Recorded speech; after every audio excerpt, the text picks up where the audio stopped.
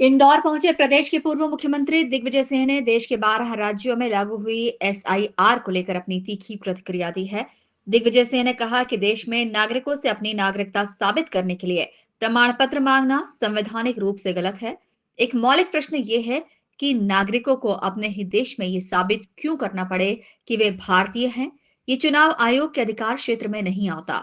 चुनाव आयोग का काम हर पात्र व्यक्ति का नाम मतदाता सूची में शामिल करना है, न कि उसकी नागरिकता पर सवाल उठाना।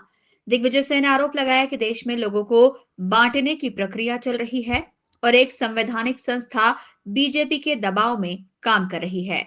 दिग्विजय सिंह ने कहा, बीजेपी घुसपैठियों का मुद्दा उठाकर जनता को गुमराह कर रही है, लेकिन आज तक किसी एक भी घुसपैठिया का नाम सार्वजनिक नहीं किया गया।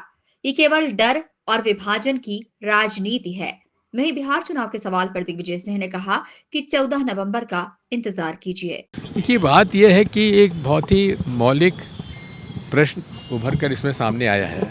आज नागरिकों को ये प्रमाण पत्र देना पड़ता है कि वो इस देश के नागरिक हैं।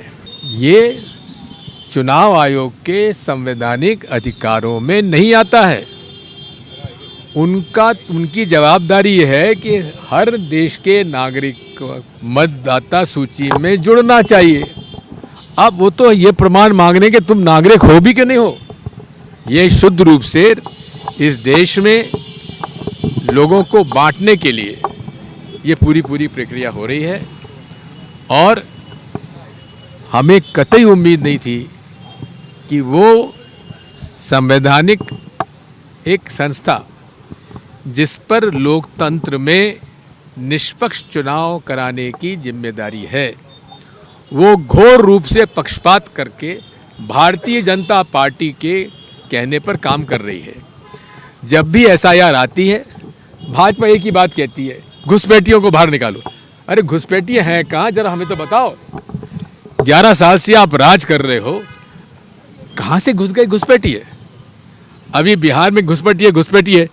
अरे एक का नाम भी तो भारतीय जनता पार्टी ने आपत्ति नहीं डाली, तो घुसपैठिए कहाँ से आ गए?